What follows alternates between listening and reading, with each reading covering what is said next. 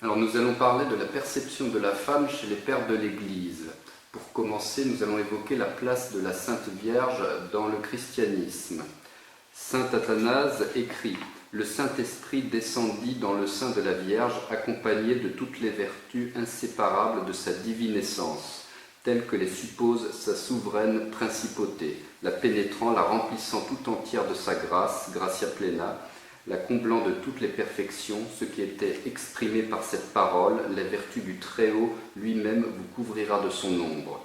Que cette vertu toute puissante soit restée unie à elle depuis sa conception et après, durant tout le temps de sa vie, c'est de quoi je suis intimement assuré, car je ne saurais croire que cette plénitude de grâce n'ait été que passagère en la Sainte Vierge.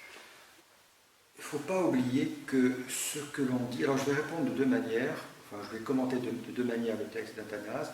D'abord avec Thérèse de Lisieux, ce qui est un peu inattendu, et deuxièmement avec Athanase lui-même, mais un autre texte. Donc Thérèse de Lisieux dit de Marie, en substance, de Marie, ne retenez pas seulement les titres. Les titres Sainte Mère de Dieu, Sainte Vierge, Sainte, etc. Tout ça c'est vrai, mais Thérèse a une compréhension aussi de Marie comme, je dirais, comme simple femme et comme simple mère que l'on peut prier. Premièrement. Deuxièmement, ne pas oublier que ce que l'on dit de Marie s'est élaboré historiquement dans la doctrine en référence au Christ et en référence à la grande tradition des conciles œcuméniques qui ont peu à peu mis au point ce qu'on peut dire de manière juste, de manière vraie, sur le mystère de l'incarnation du Verbe, en réponse aux hérésies du temps. Par exemple, saint Athanase lui-même dit cette phrase qui est quand même une très belle méditation et célébration du mystère de Noël: Dieu s'est fait homme pour que l'homme devienne Dieu. Et donc c'est cette méditation sur les pères orientaux disent notre divinisation, c'est autour de cette méditation sur le mystère du Verbe et de son habitation ou de son inhabitation en nous, que la figure de Marie, que ce qu'on a pu dire de Marie, qui était définie par les conciles comme la mère de Dieu, la Théotokos, s'est mis en place peu à peu. Donc je pense très important, déjà quand on parle de Marie, de ne jamais la séparer de son Fils, parce que ce qu'on dit d'elle s'est mis en place, dans l'Évangile, s'est mis en place parce qu'on a parlé de son Fils. C'est-à-dire que, et dans l'Évangile, c'est comme ça aussi, c'est-à-dire Marie désigne son Fils aux hommes. Elle a passé son temps dans l'Évangile à désigner. Faites ce qu'il vous dira.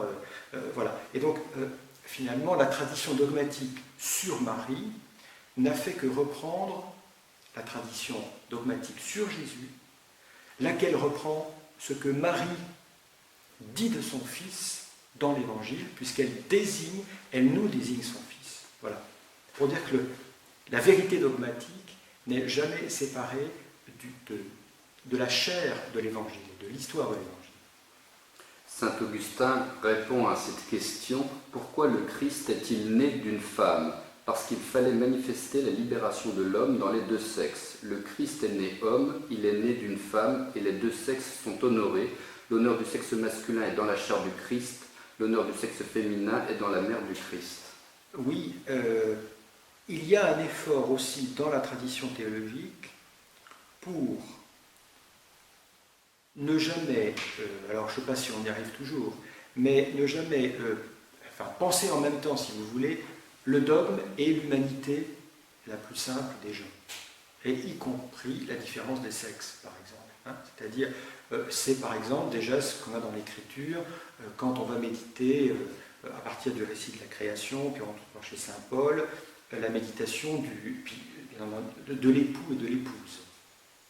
Le Christ est l'époux de l'Église. Donc, ce que nous disons, ce que les théologiens disent, de façon savante, érudite, abstraite, peut-être abstruse aussi parfois et très complexe, finalement, n'est jamais séparé on essaye que ce ne soit pas séparé, si vous voulez, de l'anthropologie, comme on dit, ou de la condition humaine la plus incarnée, et nous sommes incarnés dans une humanité sexuée avec une différence des sexes. C'est déjà le récit de la création. Voilà. Les pères de l'Église évoquent également la figure de leur mère. Nous pouvons déjà penser à saint Grégoire de Nazianze. Il écrit « Ma mère, pour la louer en peu de mots, ne cédait en rien à ce digne époux, né de parents saints et plus sainte encore qu'eux, elle n'était femme que par son sexe, supérieure aux hommes par ses mœurs. Tous deux, également célèbres, partageaient l'admiration publique. » Oui, ce que vous citez là me fait penser aux parents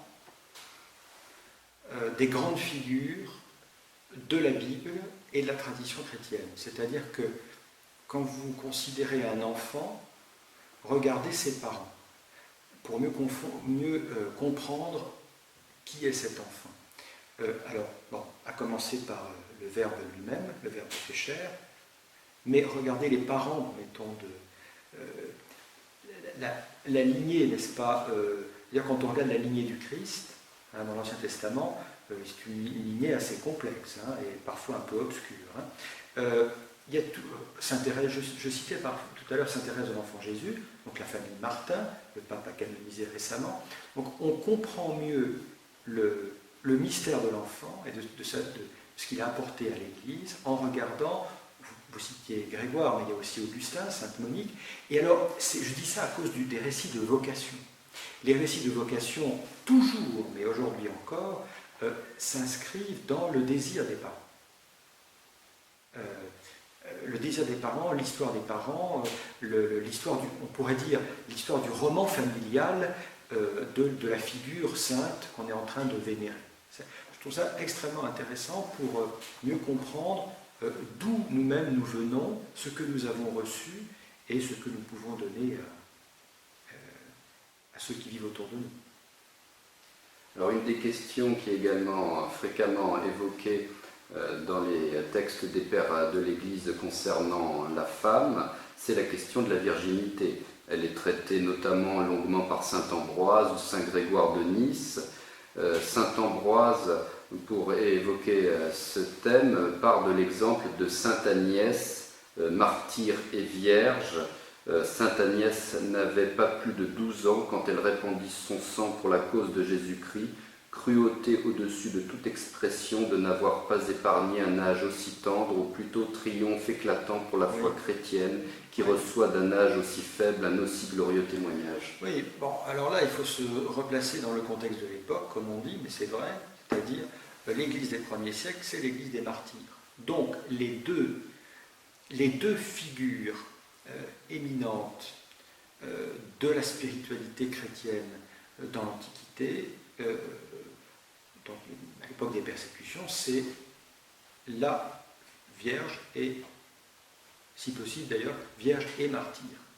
Ce sont les deux figures de l'héroïsme chrétien. C'est-à-dire que ce que met en valeur l'Église des premiers siècles, c'est la virginité et le martyr. Bon, ça tient au contexte de l'époque. Ce n'est pas uniquement le contexte de l'époque. C'est-à-dire aujourd'hui, nous sommes encore l'Église des martyrs, malheureusement on le voit. Et l'adage traditionnel consiste à dire l'Église, le sang des martyrs et le sang des chrétiens. C'est-à-dire que l'Église se fonde, s'appuie sur le sang répandu des chrétiens. Il y a des périodes de l'Église qui ont été beaucoup plus calmes, heureusement. Personne n'est obligé de courir après le martyr. Bien que vous ayez des textes, je pense à Ignace d'Antioche, que vous n'avez pas cité, mais Ignace d'Antioche est un martyr qui, comme d'autres d'ailleurs, je pense aux martyrs peut-être de Lyon aussi, qui ont donné l'impression de rechercher le martyr. Parce que le martyr, c'était la forme la plus accomplie de la vocation chrétienne, c'était le baptême dans le sang, par le sang. Au thème de la virginité est généralement associé celui de la pureté chrétienne. Alors je vais citer Tertullien. La pureté chrétienne, seule parfaite, seule digne de ce nom, évite non seulement ce qui est mal en soi, mais ce qui peut être pour autrui l'occasion du mal. Le désir de plaire par les agréments de la beauté ne saurait être innocent. On sait trop bien qu'il ne fait qu'allumer dans les autres des désirs criminels. On ne voudrait pas commettre le mal. Pourquoi donc y exciter? Oui, ça je dirais clairement que c'est très daté. C'est-à-dire si vous comparez ça avec les textes de Saint Jean-Paul II, voilà, vous vous rendez compte qu'on a quand même un peu bougé et que la pureté est une question délicate, difficile. C'est une question, on parlait tout à l'heure des sciences humaines, sur laquelle, je dirais heureusement, on s'est dégagé l'Église s'est dégagée d'une certaine dévalorisation de la sexualité et heureusement, moi je trouve que l'anthropologie, par exemple, on va prendre ce gros mot-là qui a plus de 5 syllabes, l'anthropologie de Saint Jean-Paul II équilibre mieux les choses. Sinon, je veux dire, vous avez des pères de l'Église qui considéraient que que le mariage était un péché permis. Il y a un péché permis pour reproduire l'espèce. Hein. Mais on ne peut plus dire exactement ça aujourd'hui. Parce que si on veut valoriser l'échange mutuel, le don mutuel des époux, il est évident qu'on ne peut pas simplement se contenter d'une figure de la pureté qui est une figure, je dirais, un peu en retrait. En retrait, c'est-à-dire celui qui est pur, il se préserve. Mais il y a un discours qui est un autre discours, on a dit, plus équilibré.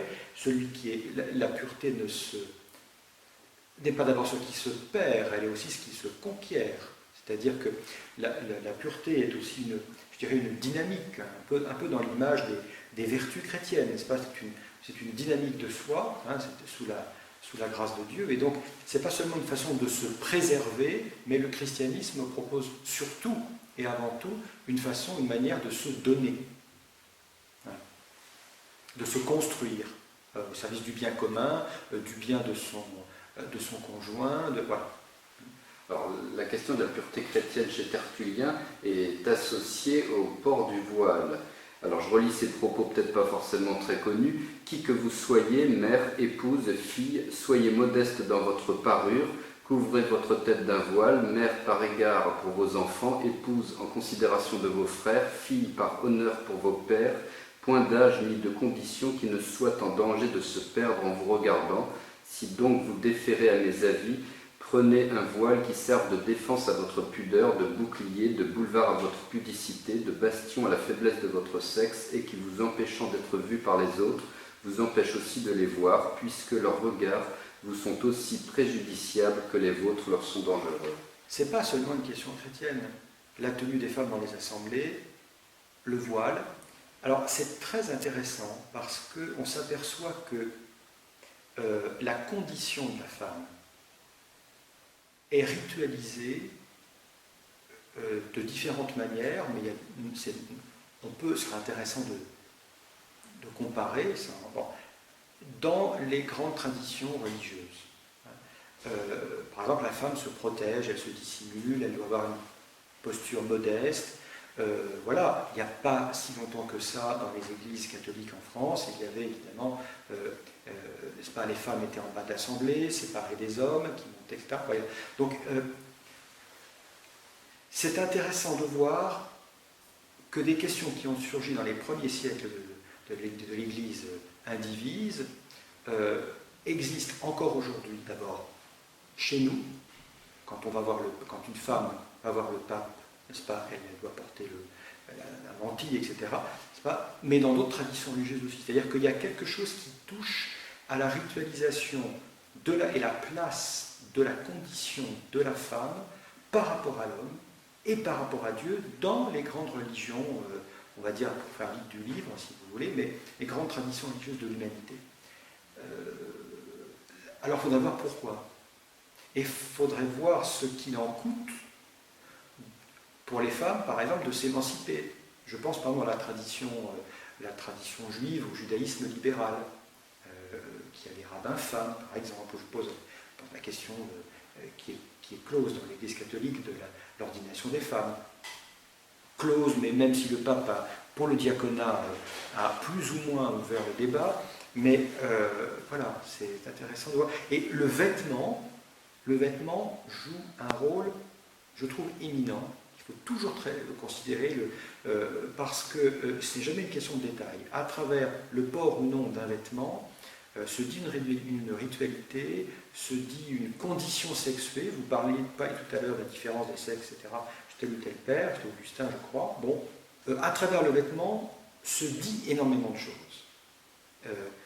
qui touchent à la fois, je dirais, à Dieu, enfin sa façon de croire en Dieu, à la communauté, au mariage, à l'intimité des personnes sexuées, hommes et femmes, à leurs relations entre elles.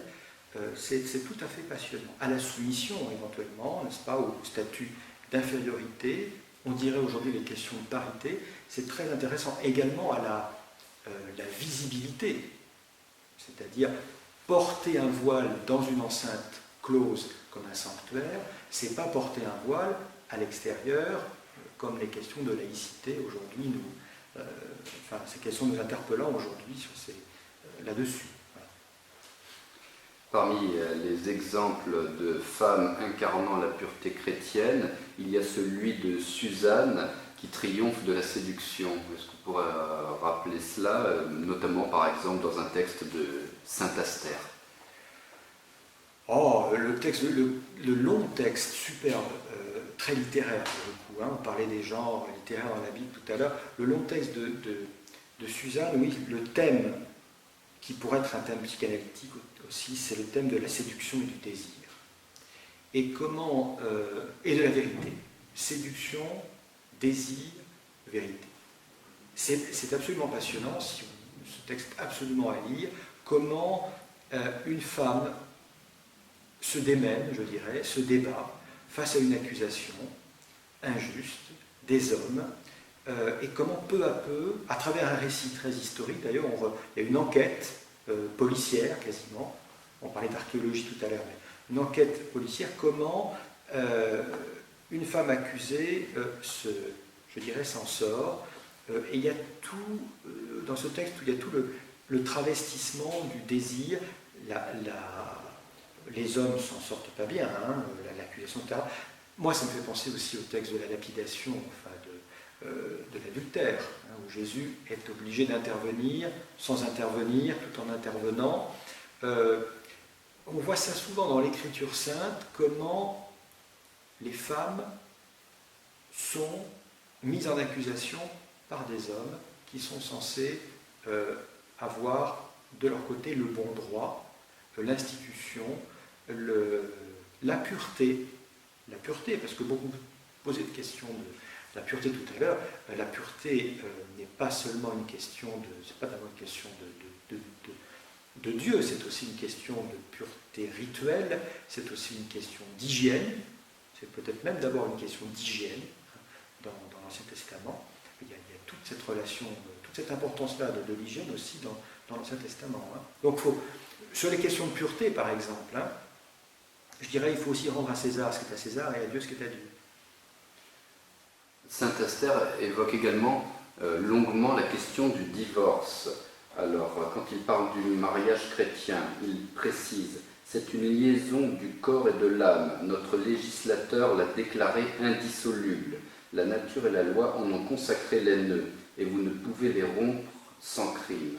Celle que j'appellerai ma femme, disait le Père de la race humaine, en recevant des mains de Dieu celle qui lui était donnée pour épouse, celle que j'appellerai ma femme sera la chair de ma chair et l'os de mes os. » Oui, je retiendrai dans ce que vous avez cité l'expression corps et âme, c'est-à-dire on oublie souvent que effectivement le mariage, c'est pas seulement l'union des corps ou le désir d'union charnelle, mais c'est toute la personne qui est prise et qui est investie.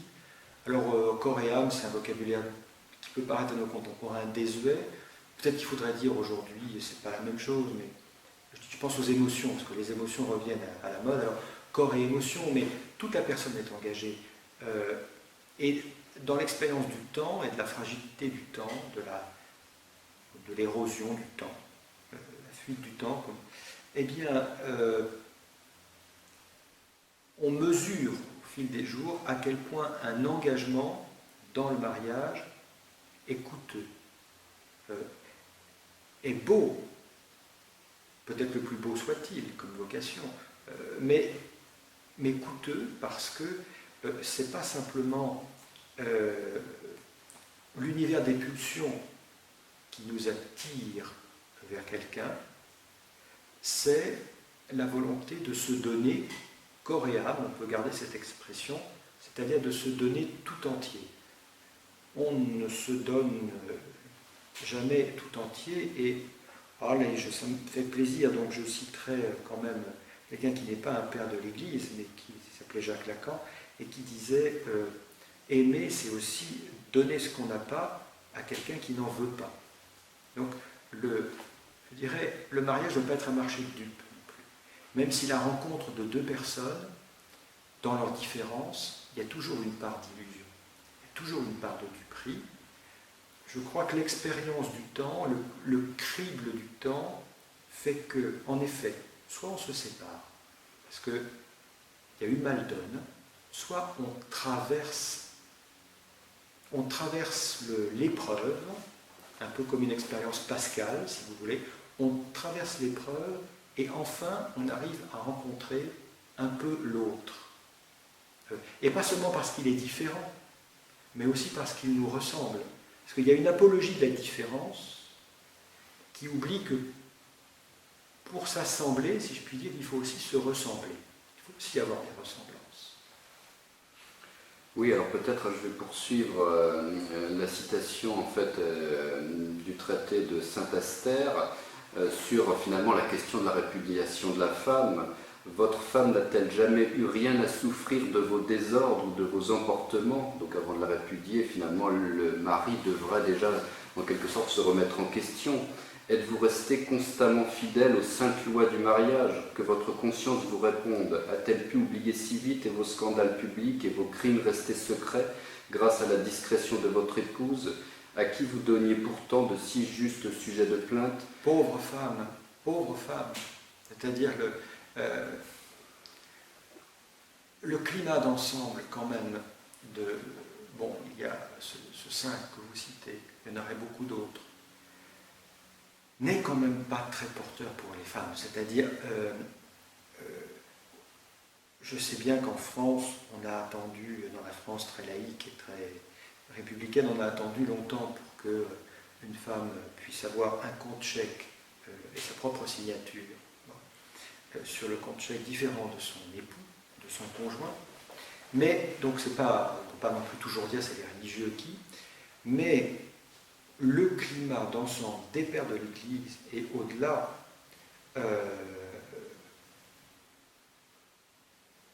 c'est vrai que l'époque contemporaine, heureusement je trouve, mais je dis ça en m'appuyant sur Jean-Paul II, je le mets dans l'époque contemporaine, vous voyez, a eu besoin de rééquilibrer la relation homme-femme, c'est-à-dire de ne pas faire porter tout le poids, par exemple, de l'impureté, des scandales. Et les hommes, ils ne font pas des scandales.